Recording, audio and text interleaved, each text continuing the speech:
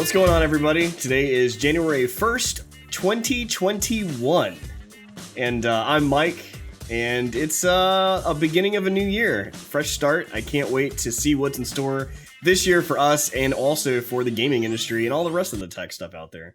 Today I'm here with Brian. Happy New Year! Happy New Year, Brian. Yeah, definitely. It's what the? It's gonna be an interesting year. We actually spent freaking me out thinking I've frozen or something the way you said that. Oh no, you were fine. You were just I was like, oh my god, did the mic just stop? You were just very animated. I was looking at it. I was looking at my video. Yeah. I'm glad it's a new year. I think it's going to be a very interesting new year because I think a lot of the pandemic's effects, which of course we're still living through them, obviously, but right. I think a lot of the carry-on effects from the pandemic are really going to affect the industry throughout this entire year. So it should be interesting to see, kind of like releases and stuff like that as we go through 2021. I mean, it was odd because like usually, we're usually at a party on New Year's Eve, and what we did last night was actually spent time in our Discord server, on the SAS Gaming Discord server. We just kind of hung out in our video chat room, and we all kind of played different games, and we ended up playing, I think, a game we'll talk about a little bit later, but we played that together, and just kind of fun stuff, and just everybody kind of hung out, drink, and have a good time, and it was fun. It was different. It was definitely not the normal, but it's the new normal, right? So that was pretty fun. Yeah, and I mean, it wasn't too different from doing it in person. I mean, obviously there's some obvious differences of doing it in person. I mean, you can't be high-fiving. I mean, we certainly did the New Year's kiss with our spouses right at right after New Year's, right? And frequently on camera. So just like in real life, when, you're in a party and everybody be able to see you anyway. So yeah, it's true. No biggie there. I mean, there were a lot of we had some libations, we had some food, we had, fun, we joked, we talked. I think really the major difference is that when you're in a virtual space like that, you're pretty limited to one person talking at a time. Yeah. Whereas like a party, you got 5, 6, 12 different, depending on how many people are at the party, all these different conversations going on at the same time. Right. And that's a big one. I say that's the biggest difference. But yeah, as you said, like some of the stuff carrying through to the new year, I actually saw an article that there's a place in Italy that actually is going to allow you to deliver pizza from Italy to your doorstep. It says literally from Naples to your table. It's called Talia, Talia, Napolio.com. And you go on their site, you can shop. You have to buy I think it's an 8 pizza minimum, which, I mean, is there ever a bad choice of just buying pizza, right? But it's not too bad. It's like $100, I think, for the basic package, 115. But if you break it down, it's about 12 to 15 bucks a pizza. Not that crazy, especially coming from Italy itself, like flying to you FedEx in a dry ice, like some kind of box they have with some research from like their what did they say? It was like some college they had to get it researched and how they made their box. It's so Reuters University. They did a packaging engineer, like somebody from their packaging engineering school made the box that these pizzas come in from overseas. Nice. But yeah, it's pretty nuts. I mean, it's just thinking like, man, like Uber Eats is one thing, but like I can literally order a pizza like from Italy itself, and that is just insane.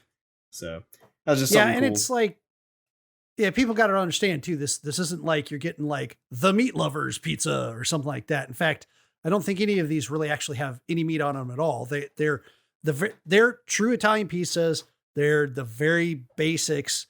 They certainly don't have the level of cheese that Americans put on them.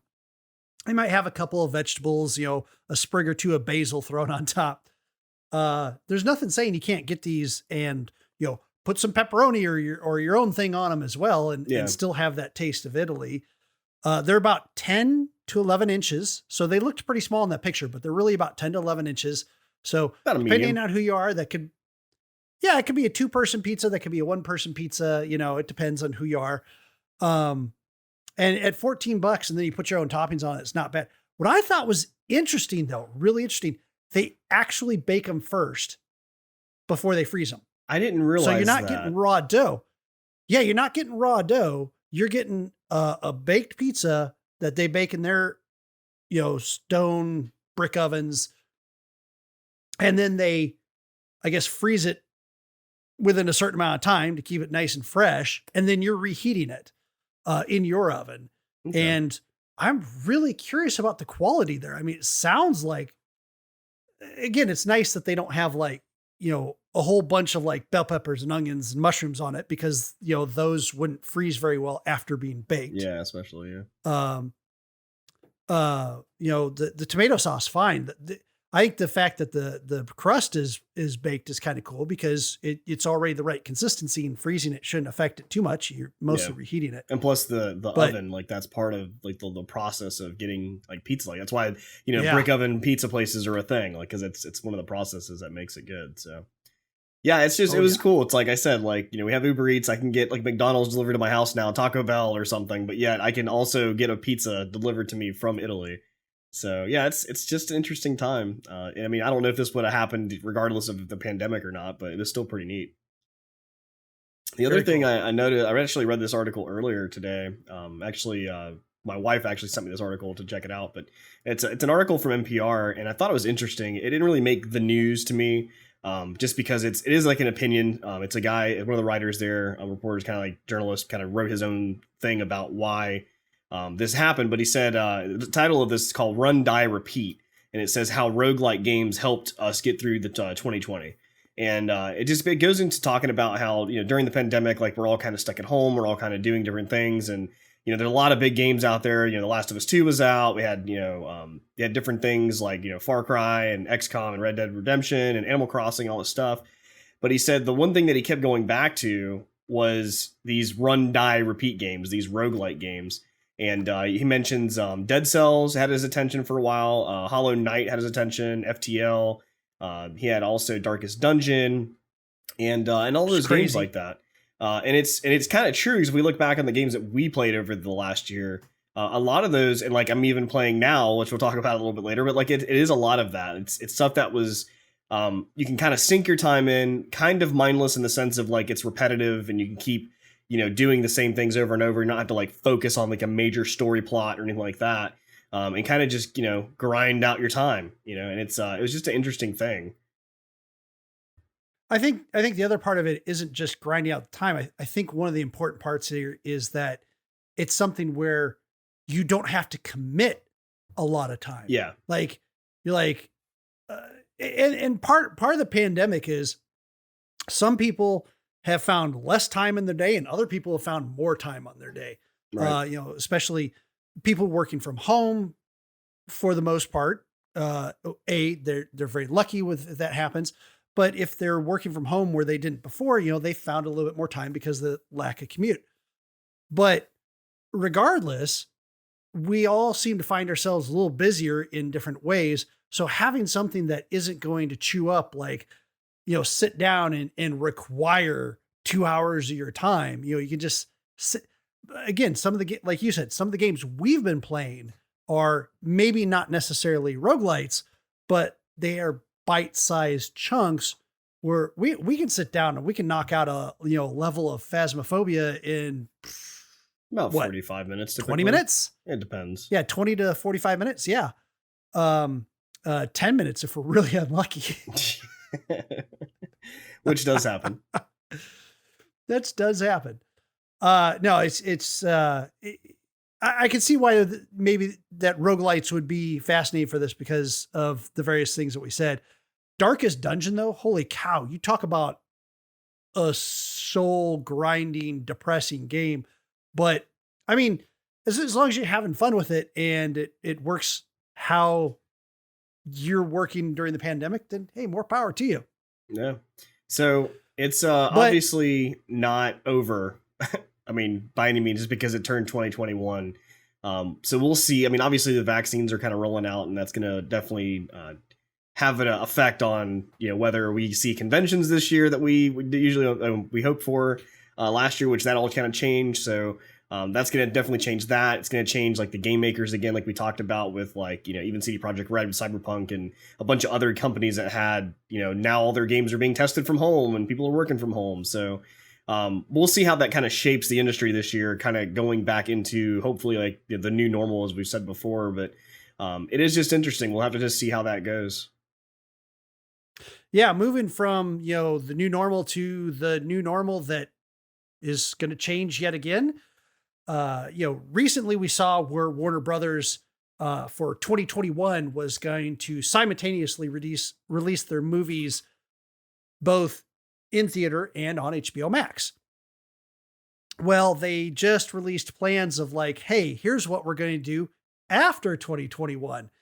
And they're talking about things like in 2023, releasing their movies back in a more traditional manner, where they're releasing them to theaters with no mention of HBO Max at all. So it's kind of like, getting back to the way it was on how they were doing blockbusters. And it seems like these whole plans with HBO Max were just that, a reaction to the pandemic and, how to change things temporarily during this. Now, that's still a couple of years away. Yeah. So, who knows? Maybe the reaction with HBO Max will be so good that, they'll still change it a little bit more. Maybe they'll release in theaters for 30 days and then go to HBO Max or another streaming service.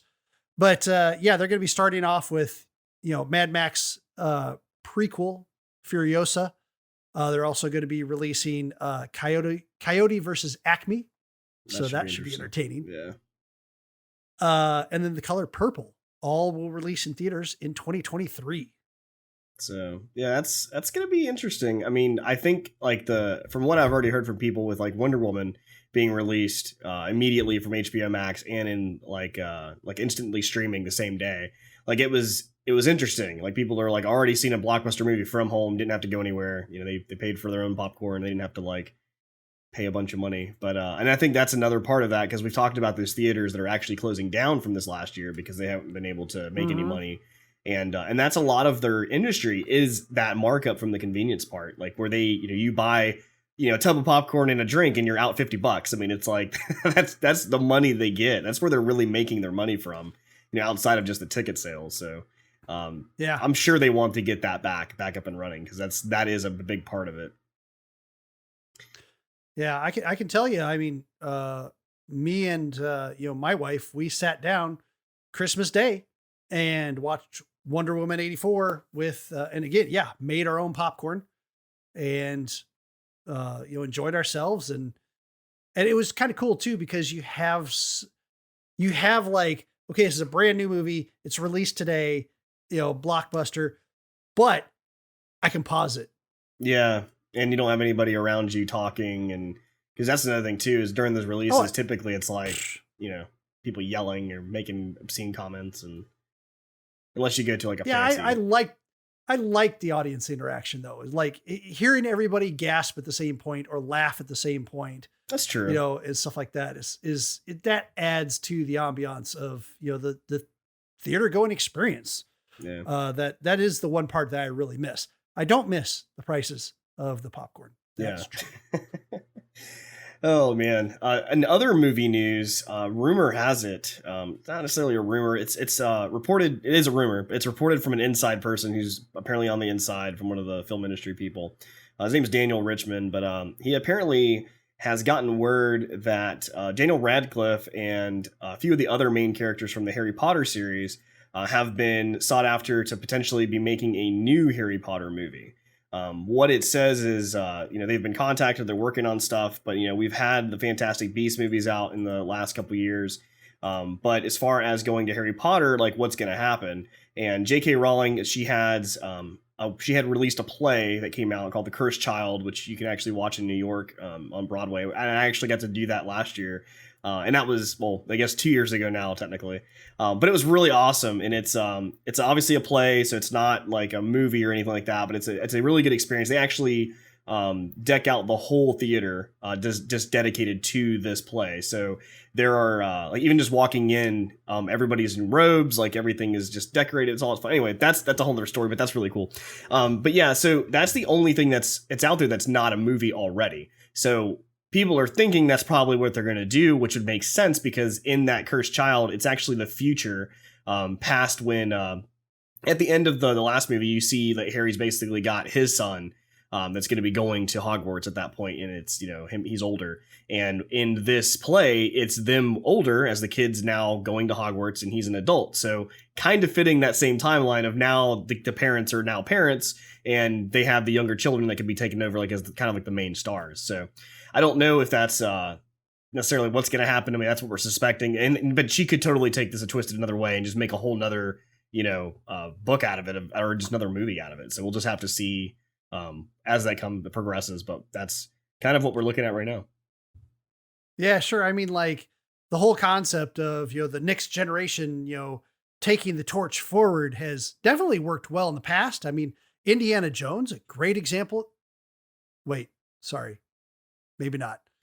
But no, I mean, yeah, I mean, I would not doubt that being a thing because, yeah, having that torch passed to the next generation I mean, studios love that because then they're like, oh, now we can start a whole new set of movies with these new people. And I just don't see it working all that often. So it should be pretty curious if that's going to work or not. So in other news of the same vein, movies, and we've talked about this before where, you know, games become movies and movies become games at this point.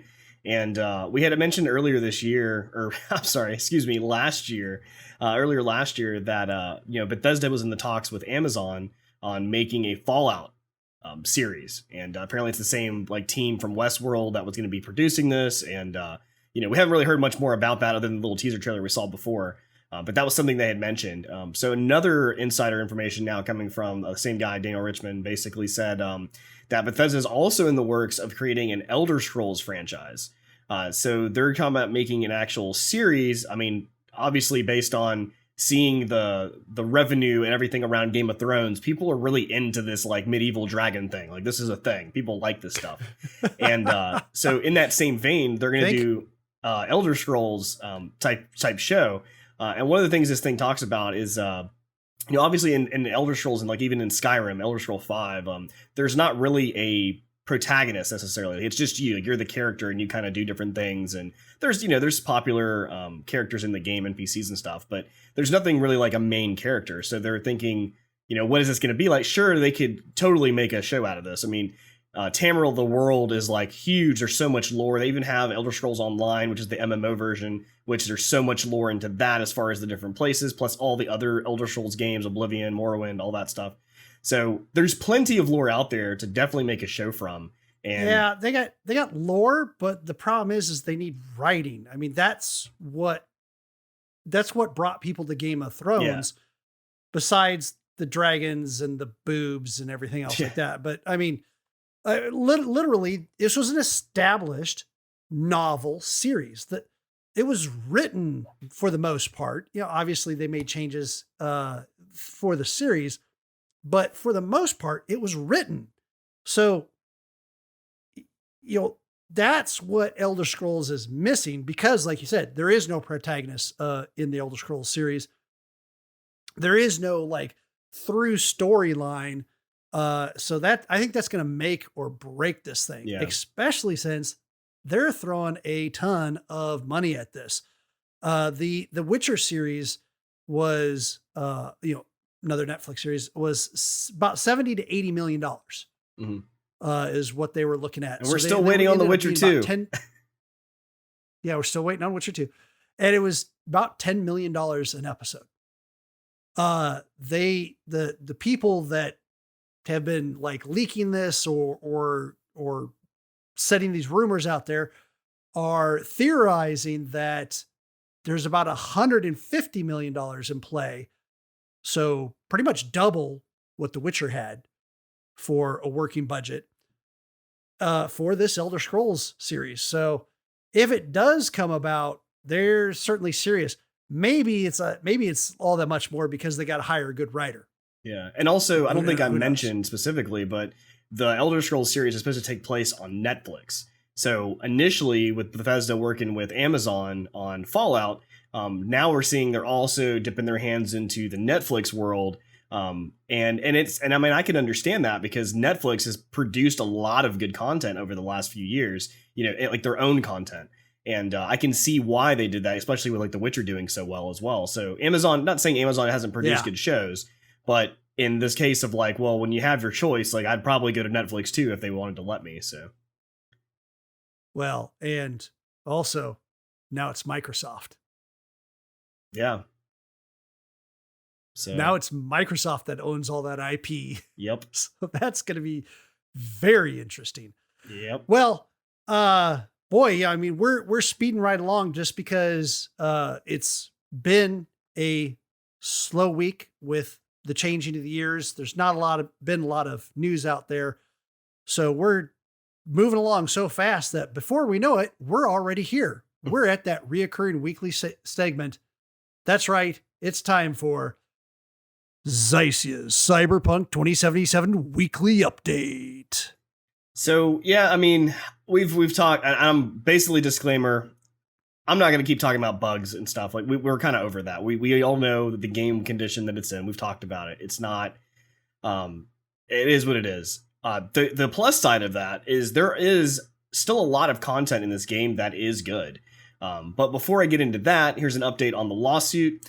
So the lawsuit had been placed, we said last week, with a base firm called Rosen Law firm out of New York for basically, saying that they didn't fulfill their needs of what the game, they presented to the people. And basically a statement came out from CD Projekt Red, and they said that, they're willing to basically fight any of these accusations because they obviously don't believe it, which is fair. I mean, they're going to say that. I mean, this is their company. They're going to be like, yeah, you're right. We're totally right. So one of the things that they mentioned, though, is that this is what they said is the complaint does not specify the quantity of damages sought. So in the actual lawsuit presented, they don't actually say what they're coming after them for, like how much money they're looking at. And because of that, they said they mentioned that they're undertake vigorous actions to defend itself against any such claims. So that's for the misleading investors and, obviously causing them to incur damages. So that's really interesting too, because, for you to bring, for you to get a court case on something, you have to be able to show what the damages are. And how much the damages are. And that, of course, would lead to, like how much you're, seeking to get out of it. So if they haven't said how much they're seeking to get out of it, boy, you've got to show that you were harmed. Yeah. So, and this may get blown out pretty easily. I mean, it may be like, well, they can't even present that. So yeah, good. Be gone.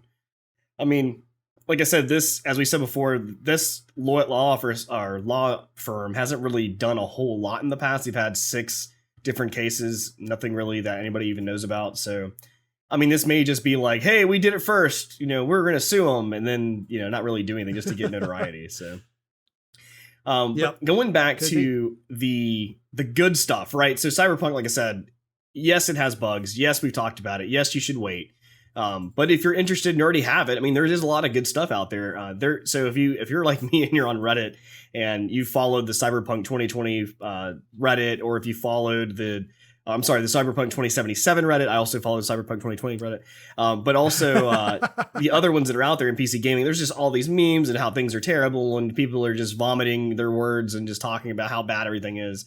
And then you have a lot of other people going like, I'm playing it just fine on PC, and they're like, oh, well, you're on a $2,000 PC. It's like, well, that's what it was meant to be played on. So you have all of this war going back and forth. But I actually found a subreddit from looking at, comments and things. It's called Low Sodium Cyberpunk. And so altogether, Low Sodium Cyberpunk. And it's a subreddit that's based on Cyberpunk 2077. But only showing the good stuff. Like, hey, check out this cool thing I did. And like they show like a clip of like the game, like you did notice something really neat, or discovered things that you haven't really probably realized yet. There was one that I saw that like they had discovered that what's her name, the main girl, Judy. Sorry, Judy has a tattoo. Judy. She has a tattoo of like a mind flare, like from D&D, and how fitting, because she's all about brain dancing and like doing the brain stuff. So it's like a mind flare, same kind of similar. So little things like that is like really neat for like the detail that they're putting into this game. And actually, one of the things we noticed, or we saw a video of, I think you have a clip of it. Yeah. It was very interesting because one of the cool things that they found, which we kind of knew about ahead of time, was, they had this whole L system, this elevated railway system.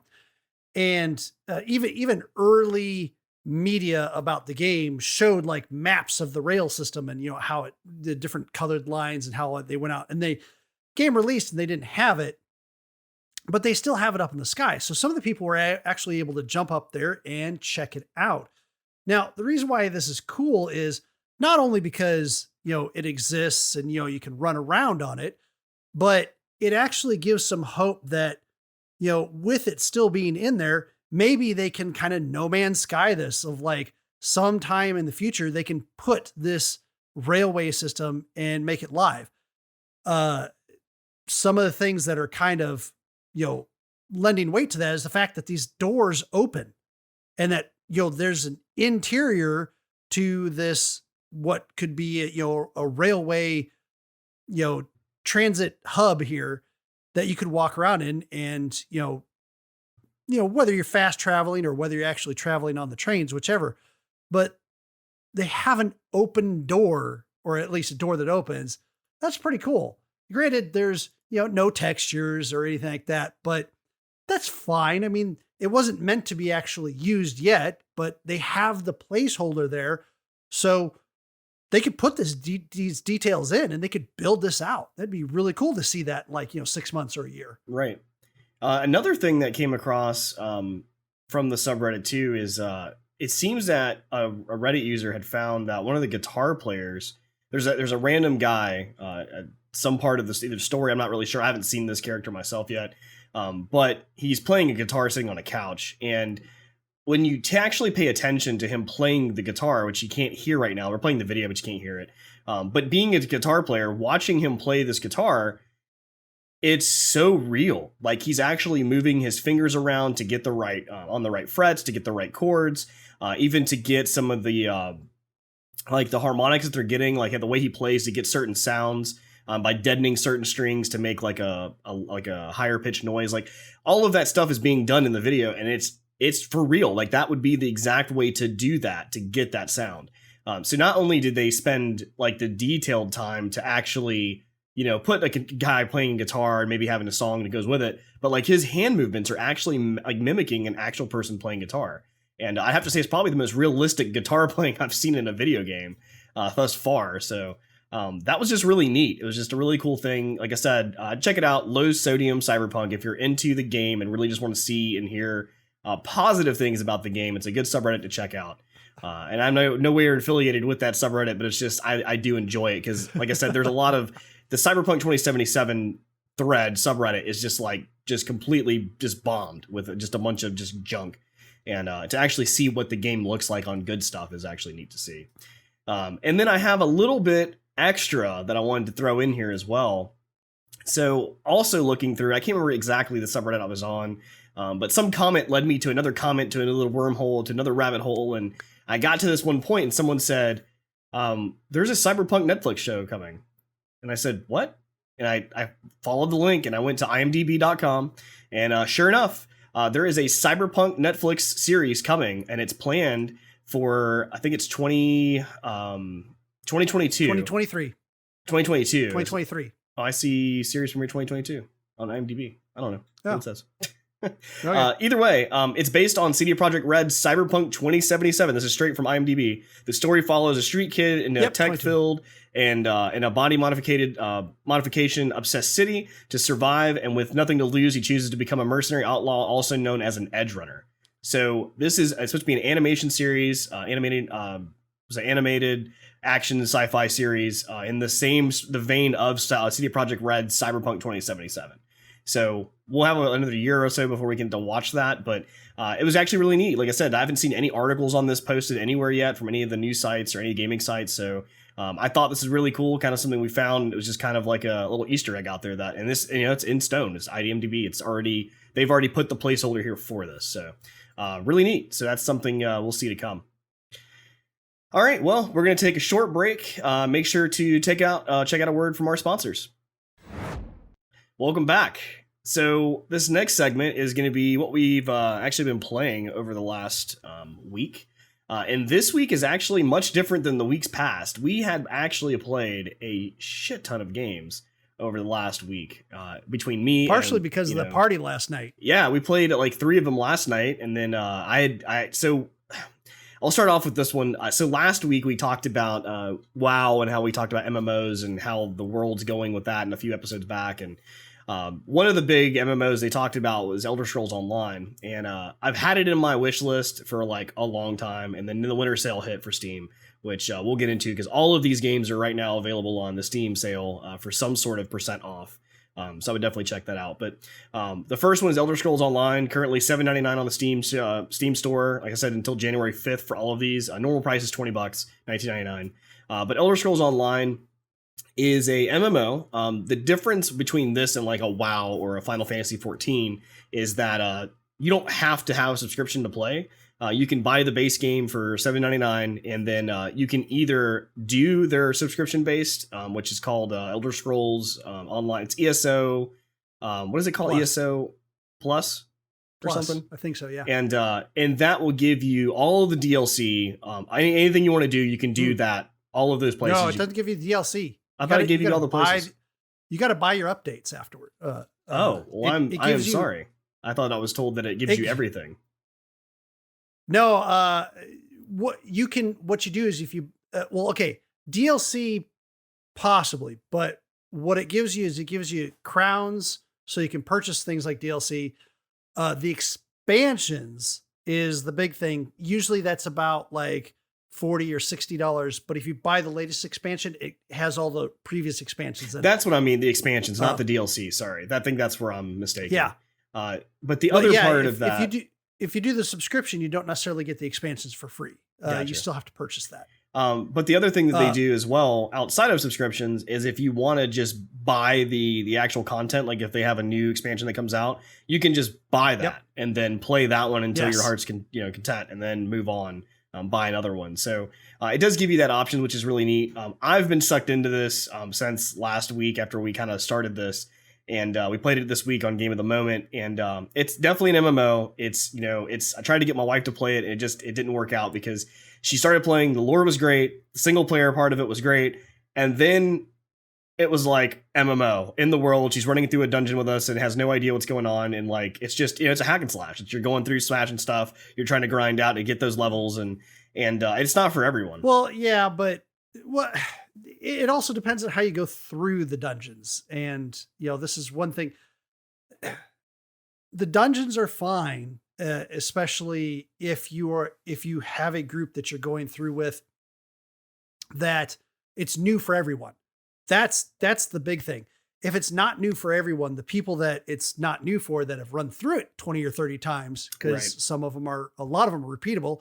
They just want to like get it done and move on. Yeah, that's true. And if it's your first time, no, there's just as much lore in the dungeons. I mean, as well as I do, that, you'll have sometimes the NPCs and quest givers, several times through the dungeon meet you, and then they talk about what just went on, the blah, and here's some lore. And then, okay, here's the next thing you got to do. And like, okay, we'll catch up with you. And then you go ahead. So I think, and this is not an Elder Scrolls problem. This is an MMO problem. Yeah. This happens on all of them. If you've got a group, like if you and your wife just went into the dungeon alone, or brought another person with you it was still new, I think she would have a lot more fun. Yeah. I mean, I can see that, but still the hack and slash part would be something that she wouldn't be really interested in. And that's fair, because that part of it is I've never used to play Diablo. Yeah. I never liked Diablo, and I never played it. Which now I'm thinking maybe I would enjoy it, but like I never did back then. But because of that, I led into this next game, which is Elder Scrolls V Skyrim. And right now, the special edition is available on Steam for $15.99, and that's a special edition. So you get the extra expansions that came with that as well. Normally, it's still $39.99. Also, if you want to get, there's another package above that, but I don't remember the price right offhand. But you also can get Oblivion and Morrowind for not much more. I think it was like $21 total to get everything. So, and that's until January 5th. So I would check those out. That's a massive deal to get all of this stuff. If you've ever played these games, or even if you have, These are just time sinking games. It's great. But because she didn't like ESO online, like the online portion of it, I was like, well, hey, you like the lore and you like the single player. What about Skyrim? So I sat her down, let her start playing Skyrim, and she's been hooked. And because of that, I've also been hooked. So I'm playing Skyrim myself again, because it's just, man, what a game. Like, it's just, so we're kind of going through it at the same time, but we're obviously doing different side quests here and there. But she's, kind of following the story. I'm kind of following the story lightly. And then I've done some things. I have done things that I shouldn't have done and had to run away for a little bit. And shocker. Yeah. So I had to go to Dawnstar way up into the north just to kind of get away. So are you co-oping? Like, are you in the same world, or you just simultaneously both playing the same game? We're just both playing the same game. There is a mod that's available, which we'll probably check out later, that is an online multiplayer co-op version of Skyrim. You can actually, so if you're listening, if you've played Skyrim before and you want to play with your friends, there's actually a mod out there to do that. That does exist. So I'm waiting though. I'm going to let her play and let her get through the story till she's either finished it or she's bored of it, kind of getting out of it, and then I'll probably do the multiplayer with her so that we can kind of just experience it together. But ultimately, yeah, Skyrim all the way. I mean, this is probably my 5th or 6th playthrough because it's just that type of game. And I still found something today. I was playing earlier, and I still found something today that I had never been to before. And I was like, wow, I've actually never been here before. This is crazy. So that was pretty neat. I can't wait till you load that mod, and then the arguments start of like, have you been leveling without me? Oh yeah, for sure. That's gonna be. They're like, no, only a little bit. You're like, you just one-shotted that dragon. What do you mean only a little bit? So what level are you anyway? Somewhere around infinity. I don't know. So I'm going to talk about this one first, kind of out of order, before we get to the New Year's games. But we played another game last week called Pacify. And Pacify right now is $3.49 on Steam until January 5th. It's normally $4.99, so it's not much of a difference, $5. And so Pacify, the reason why I decided that we were going to play this is we watched a video on Giant Bomb that Brian had sent me, and it was like them playing this game, and we were like, what is this? Like, what game is this? So we had looked it up, and they had like a link for it, so we checked it out, and the description of it says like kind of the same lines of like Phasmophobia. It's a ghost hunter game where you're going to go in and try to determine, what's happening with this ghost. And, I was like, cool. So I was like, hey, our party likes to play this kind of stuff. Like, let's check it out. It seems to be a little more realistic looking, like, and the characters can run as opposed to like crawling speed. Oh, boy, can they run. But yeah, you can book it in this game. They book. So yeah. We decided to play this, and it is not Phasmophobia. And I'm not saying that in a bad way, but I'm saying that this game will scare the shit out of you. And it's, you basically, and I'm not going to give you too many details because I want you to go play it. You should listen to this, go check it out, play it. But you start off kind of like going into like an old abandoned house, like a big plantation type house. And the only way in is through the basement. So you find a way in, and then you start finding some items around there, but there's also finding like some keys, but then also these little creepy dolls. And I think you want to tell this part. It's a first person perspective game, very much like Phasmophobia is. It's very, like, again, you can move quicker. And because of that, it kind of adds to the realism. The controls are a little bit less janky than Phasmophobia, although I've gotten used to that in Phasmophobia, and it adds to its charm at this point. But what's the biggest difference, the biggest shock, especially for your wife in this, was that you're part of PAH, which is Paranormal Activity Helpers, is what it's supposed to stand for. But so it sounded like it was, Phasmophobia, except that you're going in there and you have zero equipment. Yep. And and we played one of two scenarios. There's two scenarios you can go through, kind of like mini stories. Really, they have a story throughput that you go, a storyline, and it has an ending. And I think you hit the nail on the head because okay, so the four of us got together. I tend to be the least affected by horror video games, whereas the other three participants including you, are increasingly more infected, especially since one of our participants was secret Asian man, and he has a trigger on a certain type of ghost. Again, I'm not going to say what it is because I don't want to give away any spoilers here. And that's what type of ghost this was. And the second trigger, what the story was about, was another type of thing that also triggers him, and that's like the other thing in the game as well. So, and I don't want to make light. I don't want to make light of triggers like this because they cause reactions in people that are real reactions. So he was noping out our first playthrough.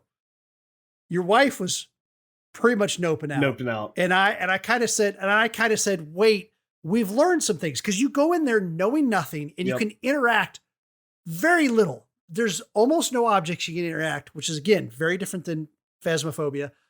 But you can read these certain things that give you like some lore of what's going on. And it gives you hints of what you actually have to do. Because we go in there so blind, we don't even know what to do. Yeah, you just go to the doors and it's like, you need the key. And you're like, well, where's the key? You have no idea. Yeah, no idea. And we were all learning. None of us had played it before. It was a perfect storm where we were all learning for the first time. And it was so amazing to do. And so we did it. We had learned enough that we decided to try a second time. And that was the golden time. We still didn't know what to do for most of it, but we figured some stuff out, and it was enough that we didn't fail the game. And then we kind of found that next thing, and we found that next thing. And we found that next thing. We were flying by the edge of our pants the whole time. The whole time on that second playthrough. Even at the ending, like what we thought was the ending, we're like, what do you mean there's something else we got to do? And we're like, we have no clue. And we went back in and we figured it out as a team, which is what made that game so fun. And you hit the nail on the head, to bring it back around to what I was saying earlier, when you said, how is this not as popular as Phasmophobia? Yeah. And also that it came out in 2019. That was the other thing too. It had been out for a minute. Yeah. Yeah. And I thought about it for like the time since we played it. And I started to figure it out. And some of it is that, you have that lower level of interactivity. And I thought, okay, does it have anything to do with the fact that it's not holding your hand and not teaching you what to do? And I was like, Phasmophobia kind of was like that. I mean, yes, there's the tutorial in Phasmophobia. Yeah. But that's really just like playing we the have game. all complained about that tutorial Phasmophobia. Yeah. And so I was like, okay, it isn't that. And then I started to hit on it. Okay. Phasmophobia is repeatable. Now you could go through the scenario again and Pacify, but once you've figured out the mystery, once you've figured out the clues, once you've figured out the mechanics, if you go into that same scenario again, it's a completely different feeling. Yeah, I can see that. You already know what the mechanics are. Now, yes, you have the same kind of thing in Phasmophobia where there's mechanics and you figure them out. But the difference there is that you have all this different equipment in Phasmophobia that you're not going to use it each time. And each time you go in Phasmophobia, it's randomizing stuff. It randomizes what equipment you're going to need to use. Some things are kind of like use all the time, like the thermometer or the like taking photos of certain things or picking up certain objects that if you happen to find them. But you have the different maps, you have different types of ghosts, you have different clues that you got to look for, and you don't know what those clues are. So it's the repeatability. It is how Phasmophobia is structured that it has this repeatability to it. Whereas Pacify, don't get me wrong, fantastic experience. It was so much fun. Oh, it was great. But I hate scary games, but that was a great experience. It really was. And we all want to go back and do the second scenario. Well, but I wouldn't say we all want to, but I think we will. So okay, I want to. The other thing, I don't think we're necessarily chomping at the bit to go back and do the first scenario again. I think it'd be really awesome to see them release more scenarios. I also think that they should think about like getting some repeatability, some randomization, some additional equipment that might make it blow up more like Phasmophobia is. But Yeah. I think that's the big difference between the two of why Phasmophobia is so popular. Like we said last week, I think it was PC Gamer's co-op game of the year. Yeah.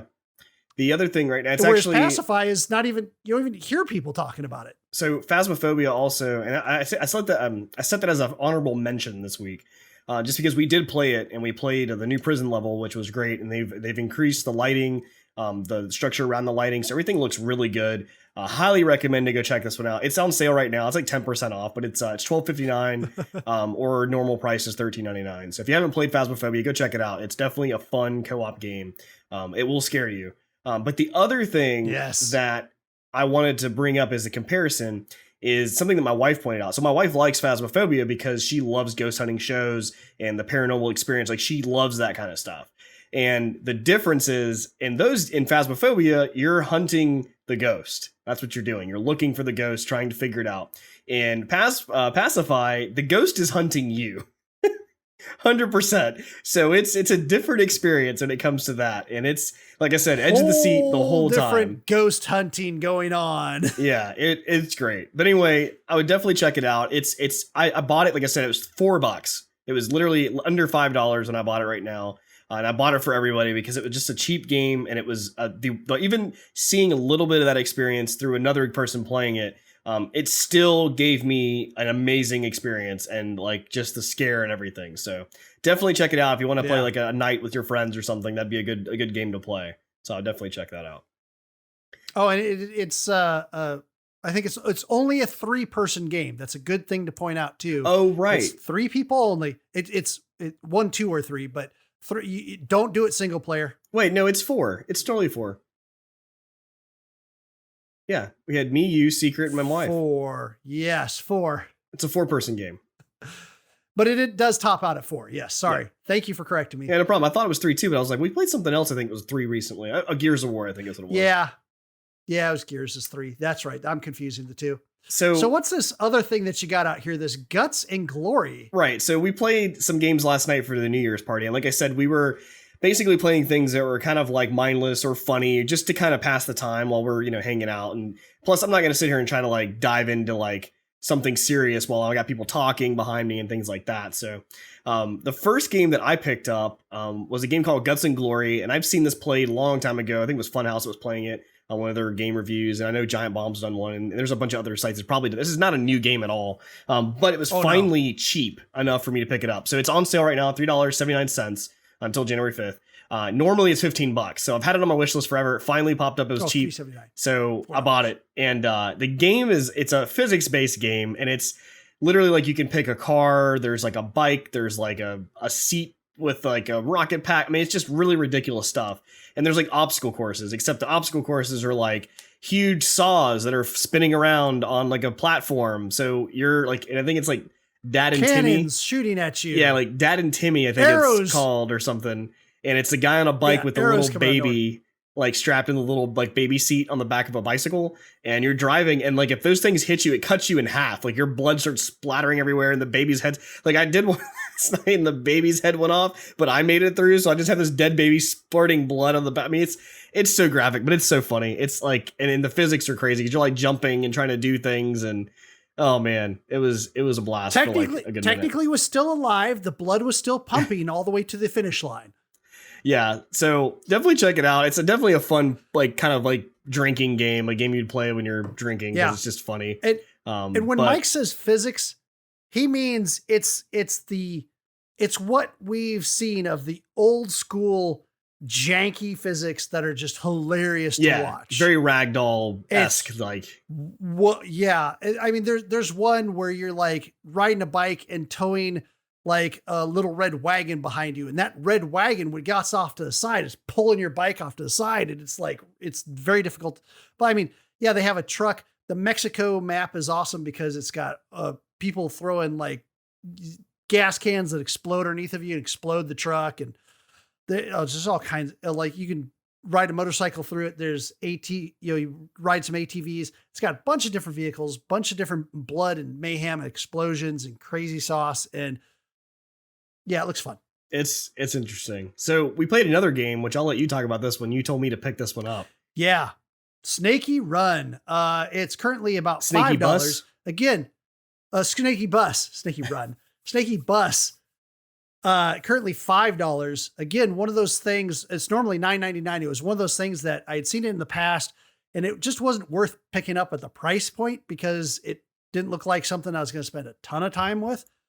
But it's Snake, the game you played on your Nokia or other older phone, or maybe you didn't have a Nokia, but it's that old game, except that you're driving a bus in kind of slightly behind the bus in a 3D environment as you drive the bus along, picking up some passengers. And when you drop them off at the tourist attractions, at that point, your bus gains segments. And to the point where it's just like Snake, where you have the problem that you might run into your own segments. Except it's got some janky ass physics, which is hilarious because you can like bounce against, your bus, and sometimes you get pushed up against a wall and then you're going on top of your bus. And then they add a jump mechanic in on it. Oh, right. Yeah. So if you could be coming up to an intersection and you see your tail going across, you could jump over your tail. And the cool thing is because you did that, the entire rest of all the segments of your bus are going to jump over the intersection at that time. So if you come back around and maybe your tail's no longer in the way, but you still see your tail where it's jumping over, well, then you can now drive underneath of it and just go right through it. And then I was kind of getting to the point last night where I was kind of flying. Like I was having multi-layers of my bus going around because like I would learn to like go high one time, go low, then go in the middle, and then could jump over and all of that stuff. So the other thing that we forgot to mention, if you stop for too long, you'll blow up and it'll end. If you go outside the boundaries of the map, you'll blow up and end. And if you go into the water, you'll blow up in the end. So there is an end point to that. So sorry about that, Mike. Go ahead. Well, I was just saying the other thing to mention is that it's multiplayer. Like you can play PvP basically on it. So that was a good part that we enjoyed. Which was hilariously confusing. It was not very well built for starting a room to begin with. Yeah.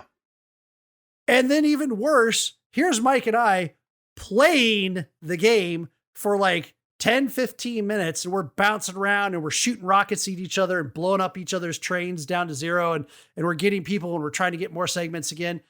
And then all of a sudden I was like, Mike, you set the room for 3 minutes. Why are we still playing? He's like, oh, I forgot to start the game. Because again, it wasn't obvious in the UI to start the game, apparently. I was literally, it says, and it's pretty obvious. At the very top of the screen, it says, like, press start or something, but I wasn't focused on that at all. So, like, I literally had the 3-minute timer up there ready to go, and I didn't hit start. And the thing is, it allows you to drive around. So we're getting all the, like, the weapons and stuff you can do, and, like, we're fighting each other, and we're doing all of this for a good 30 minutes. And he's like, I thought we were supposed to be playing for 3 minutes. And I was like, oh, snap. Like, totally dropped the ball on that one, literally, on the same night, right? Yeah. It does have a little bit of replayability, certainly. How many segments? I got up to 647 segments, single player at one point, which was bonkers. I was in the Seattle map. They got a Seattle map, a Paris map. They got, it was like 5 or 6 maps. They got a whole bunch of different buses. Yeah. Yeah. They had a suburb that was all cell shaded. Yeah. That was really neat. Yeah. They got like a party bus looking thing. They have a bus that looks like, a Chinese dragon for like in the parades. So it's like the head and then all the segments behind it are the body of the dragon as you go along. Cool. So they have a lot of neat little things in it. But for about $5 per person and you and a buddy having like even a couple hours worth of fun out of this makes it worth it right there. And then you can get a couple more hours of fun, just single player as well. Yeah. One of the other games I picked up was Disc Room. And Disc Room is this fun little single player game that it's not really even run based. It's you go in there and you're in a room and discs start spawning, razor blade discs, and you have to avoid them. Kind of. But here's the crazy part. You can't continue on unless you die. So there's, at the first time you die and it just unlocks the next room. So you can go into the next room. And then you start seeing that there's mechanics and there's objectives. So, like there might be an overall objective of like, get killed by 16 different types of discs throughout the entire like level. And then that unlocks a special room or other things. Could be that, you die to this disc. These discs had, there was these weird discs that had these green fields around them. I was like, what the heck is that? And then I got too close and I slowed way down and the disc killed me. But then it unlocked the power that I could slow down time. So, and they don't overdo the powers either. I only saw 2 powers. One was like dashing through discs so I don't get hurt. And the other was slow down time. You can only have 1 power active at a time. And they don't like go crazy with throwing a whole bunch of powers at you that I've seen so far. I haven't gotten too far into it, but they have these different objectives like, survive at least 5 seconds in every room. Or in this particular room, you have to survive 15 seconds or you have to beat the boss disc and you don't know how, and you got to figure out the mechanics. And each room has its own different mechanics. So fun little game, very basic looking graphics, top down perspective. It's out there right now for $11.99, normally $14.99. I played this at PAX and had a blast there. So I was excited to pick it up and give it a shot. And I was shocked at how much more there was to the game when I actually started playing it last night during our little Discord party. So nice. Pretty cool. So yeah, we played a lot of things over the last week. That was really interesting. There's a lot of things out there and we just had some time to do that. So we'll have to play some more things. Hopefully I don't get sucked too much into ESO or Skyrim on this point, but that's basically how it went for now. So yeah, we're gonna if anything, we'll move from the Cyberpunk 2077 weekly update to the Elder Scrolls weekly update. Yeah, which I could totally see. Oh no, I don't want to do that. That would be crazy. That would be too crazy. Hey, we're all about crazy here. Come on. Yeah, really. So hang tight. I'm trying to set this really quick, but we're about to go into our shorts. The first short that we have, which was, so we talked about last week, we talked about the KFC console or KF console PC, which is really strange because this is just all of this KFC is just weird. console. So it's a weird thing that had, we've talked about it. It's kind of strange that, Kentucky Fried Chicken is making a console, I guess.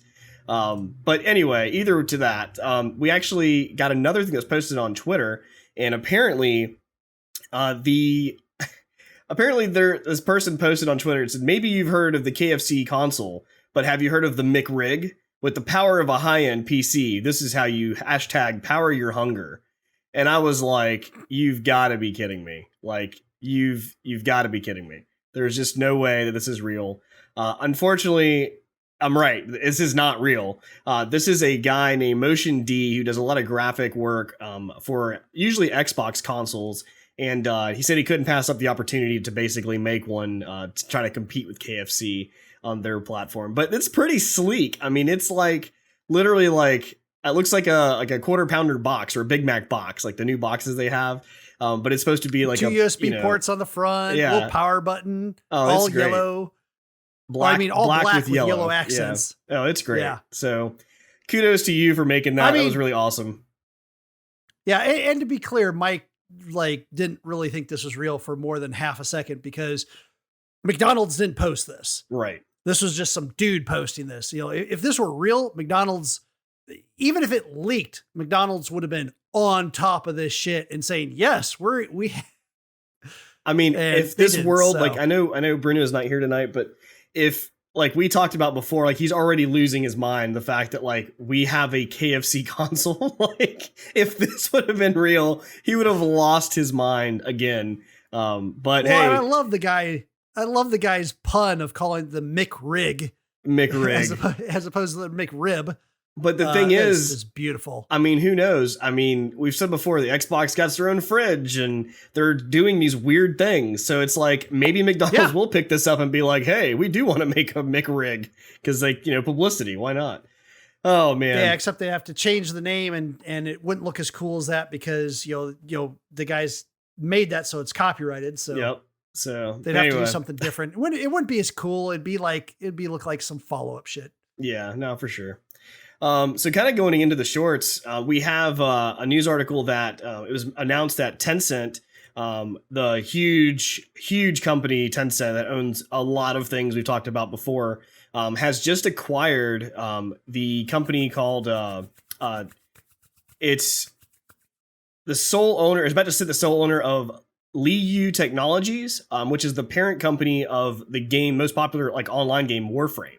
From developer Digital Extremes. So they have bought the company for $1.5 billion. And yeah, that's happening. So another game going under Tencent, which Tencent's been very like Warframe's already free to play, but there's a lot of things you can buy to add on to the game. But now with Tencent involved, we're thinking probably going to be a lot more purchasable things coming to that game because that's where they make a lot of their money from the mobile side and just games that are free to play, quote unquote. So interesting news on that one, but it is what it is. People are going to do that until eventually Tencent will be probably broken up, I guess. But I mean, they're not even a US company, so I guess that doesn't even matter. Okay, I'm going to try to go fast in this one because this is a weird one and it's got a lot of information. It ends up that there is a game that was coming up to Xbox One along other partners, platforms that got canceled. And it was Galgun Returns. And for those that don't know about the Galgun series, this would be the fourth one in the series. It's a game where you shoot the clothes off of women. Yes, rewind that. If you thought you misheard it, you didn't. It's bizarre. Like you shoot the clothes off of like teachers. I'm hoping everybody's in college here. So it was thought that perhaps it got canceled off of Xbox One because of like censorship. No one said for certain it's censorship. In fact, the developer said, today we'd like to announce that we'll no longer be releasing Galgun Returns in the Xbox family of consoles. As a remaster of the original Galgun, we wanted to strive to ensure that we stayed true to the spirit of the first entry in the Galgun series. And while development of the Xbox version was complete and the master ROM under review, it became apparent after productive discussion with Microsoft that we would be unable to ensure the consistency of the experience across all platforms. As a result, decided to refocus attention on Nintendo Switch and PC. Yes, you heard that right. A game where you apparently shoot the clothes off of the ladies is coming to the Nintendo Switch.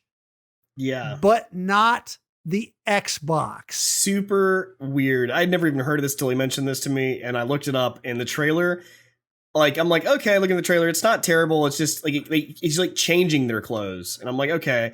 Until like the last 10 seconds of the trailer, and it's like completely people in their underwear, and it's like the girls are, it's like very anime risque almost, where they're like bending over in short clothes. And it's like, oh man, like this, I cannot believe. For one, this game, well, I mean, I can believe it exists, but then two, going to the Switch? Yeah. Like, what? Well, and it's kind of a first person perspective on rails shooter when it's not being this like really creepy dating sim in between. Right. Now, mind you, it's creepy that you're shooting the clothes off of women. I'm not saying that part wasn't creepy. I'm just saying that it's also got kind of this like creepy dating sim. Yeah. If you weren't creeped out enough by that, then weird, very weird. I mean, like, and believe me, shooting the clothes off is just the tip of the iceberg here. If that skeeves you out, you definitely do not want to look further in this because it goes weirder from there. Yeah. And I don't know from personal experience. I've just heard about it in the past. And so I thought it was amusing that it got canceled on Xbox and not Switch. Talking though about something that, is coming to the Xbox. It looks like that there was a former PlayStation 4 exclusive game that was released back in 2019 that is now actually coming as like, not a remaster, but a special edition of that game is now coming to the Xbox Series X. They don't say anything about Series S, which is really weird. I think it would just be coming to the Xbox Series. Yeah. I mean, it ran on PS4. I'm pretty sure it can run on Xbox Series S. Odd that they say that. But anyway, it does say Series S as well. I just missed that. Anyway, it is Spirit of the North. And again, came out in 2019. You play a a fox in this new enhanced edition. This red fox. You can play a couple other animals as well. It's kind of a third person perspective behind the creature, like open world ish 3D type thing. Looked kind of cool. So it's going to be coming for about, they don't know the price yet. The original was $20. So they think this will be $20 too. Yeah. So in some Nintendo news, besides Galgun, so the title of this was Nintendo once turned down a Kanye West collaboration. Yes, you heard me right. So Kanye West has reached out at one point to Nintendo to create a game. He has gaming content that he wants to produce. And the head of Nintendo at the time was Reggie Phillis, and he said, nah, like we're good right now. It's not something we want to do. And it's actually from a podcast, and they kind of did a little excerpt of it. And it says, part of it was talking about what he was up to. He was experimenting with a piece of video game content. He wanted reactions to it. He comes out and says, I want to work with Nintendo. We had so many different projects in Nintendo going on. The possibility of doing something with Kanye just wasn't there. And so I had to find a way to politely decline the opportunity to work with him. I told him, Kanye, you don't want to work with us because we're tough. We're hard. All we do is push for the very best content. We would not want a type of partner. We would not be the type of partner you'd want to work with. And he looks at me and says, Reggie, you're exactly the type of partner I want to work with because of that reason. It's like, oh my gosh. So, unfortunately, whoa. Nintendo declined Kanye West on his gaming adventure with trying to produce some content. So, interesting enough. So, yeah, that almost happened. Okay, your assignment for next week is to find out if that content ever saw the light of day anywhere, like video, anything. We like, I gotta know. Yeah. Like did it come out on the Xbox 360 and just bomb, or did it or was it one of those sketchy like fly by night like little PC tiny itty bitty things, or a Flash game? That'd be hilarious if it was a Flash game. Yeah, it's like Shaq Fu. Wow. Yeah, right. So continuing the Nintendo train, and this is another one that I got a lot of information. I'm going to go quick. This is an IGN article. Highly, highly recommend you go read this because it's fascinating. So apparently for the Nintendo Game Boy, at one point in time, they were going to release a peripheral called the Work Boy, which was a keyboard that plugged into it, a very tiny keyboard. And it was going to interface with 12 different apps, like an address book and phone book and appointment book, things like that. And it was going to turn it into a productivity tool, like a smartphone, but way before smartphones. And it was just recently that a guy was like trying to track this down, because in 1992, this stuff was like presented at CES and a couple other things. So, I mean, like the press had saw it, but it never saw the light of day. So he went and tracked him down. He found out that there was only two prototypes in existence. One of them in Nintendo's vault. One of them was in possession of the founder of FabTech, who was going to be creating this thing. He got a hold of it. He got it turned on, got it working, plugged it in, and it did nothing because it needed software. And interestingly enough, because of the massive Nintendo hack leak that had happened previously, that we previously reported on, he actually found the ROM for the software. He loaded up the ROM and he got this thing actually working. Yeah, it looks pretty crazy from back in the day. Yeah, definitely highly recommend go check out that article. It's a pretty lengthy one, but it goes into the history and stuff of how he found it and all that fun stuff. So really neat. Into something else. Oh, actually, and that's actually, I should say that too. The article itself isn't too lengthy, but they do that on purpose because they're summarizing, because this is actually a video that this guy produced for Game History Secrets video on Did You Know Gaming. So there's like a whole video on this stuff from my understanding. Okay. So going into the world of Star Citizen again, which most people want to go into because that's what they've paid for, right? For years now. So Star Citizen, if you're not familiar, came out, it's been announced in 2012 as a game that's going to be a MMO in space. Based on that, they also announced a new game called Squadron 42, which is basically a single player version of this MMO that'd be online. They have many major actors in this. We've talked about before, but like Mark Hamill's in this, Gillian Anderson's, Gary Oldman has been signed up for this. That they announced back in 2015. But recently, obviously the year has passed. 2020 has passed, and still they do not have a beta out for this game, and they also don't have a release date. So recently they said RSI revised its project map on December 23rd, deleting any mention of Squadron 42 beta, and RSI founder of Star Citizen Chris Roberts told the project donors not to expect any released or finished dates for the game anytime soon. Can't wait till they get hit by a class action suit. Yeah, for Ponzi scheme or something. This is going to get ugly. If the Cyberpunk one does go through and it does happen, this can be the next one that's going to get really ugly. So there's a lot more to it. I can see that. There's a whole article. He's said a lot of things, but ultimately the game is still delayed. Yeah. Okay. This has been a week that's been half news and half rumors. Well, third news, third rumors, and a third of what we've been playing. But this is another rumor, and this is a rumor, folks. This is totally rumor. We don't know if this is actually happening or not. This is something that somebody's floating out in the ether, and maybe they're just hoping this will happen, which is that similar to how Xbox Game Pass recently partnered up with EA Play and offers the base tier of EA Play games free on Xbox Game Pass. These people are rumoring that the same thing is going to be happening with the Ubisoft subscription service as well sometime next year. But again, this is a rumor. Don't put any bets on this one. It may happen, it may not. I mean, sometime it makes sense this year, business wise, but yeah. Oh God, that's true. It is still 2021. Sometime this year. Thank you. Yeah, no problem.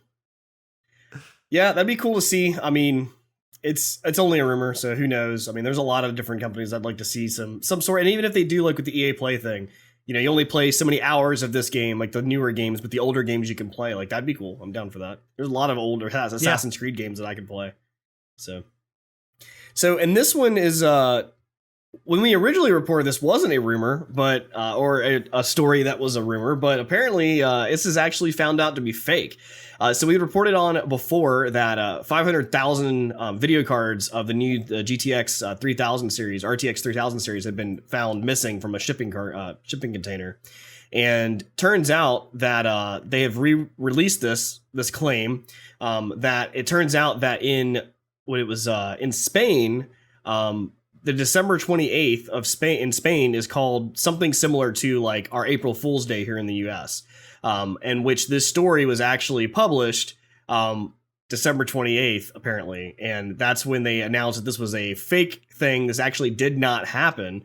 So those cards actually weren't lost. I don't think anything actually even happened to those cards initially. There was no any issue with this.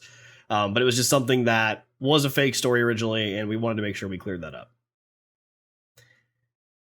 Alrighty, so heading into our email segment, we actually did receive an email this week from a user named Andy, but it's actually directed towards Bruno. And the fact that Bruno isn't here, we decided we're going to hold off on this one to let him kind of answer this one on his own, because it is definitely something that that he needs to answer himself, and it's kind of like it's just a better, like he even gave us a little like an explanation. You kind of typed something up, but it just didn't make any, like it just didn't have the right feel that it would need for having him to do it. So we decided we're going to push that one back off until next week. But in the meantime, if there's anything that you guys want to send us or want to tell us or whatever, feel free to send that over to our email address. It's goa@sassgaming.com.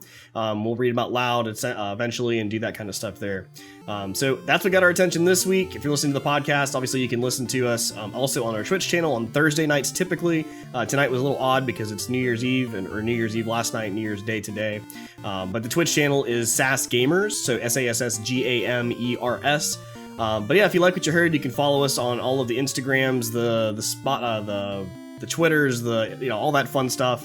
And feel free to do that. Mine's all Xycia, so Xycia on Twitch or Xycia Gaming on Instagram and Twitter. Phoennix. Yeah, you can find me at PHOENNIX _Nova on Twitch for the rare times that I've been streaming. I do more of the editing around here than the streaming. And you will also be able to eventually find me on YouTube that way. If you get rid of the underscore, that's how you find me on Twitter. Cool. So until next week, obviously news is a little light this week, but new year, so new you. We'll see what happens. But we're going to kick it strong. Next episode's actually episode 30, so we'll keep it going. Until next time, you guys stay safe out there. Have a great week and Happy New Year. Take care.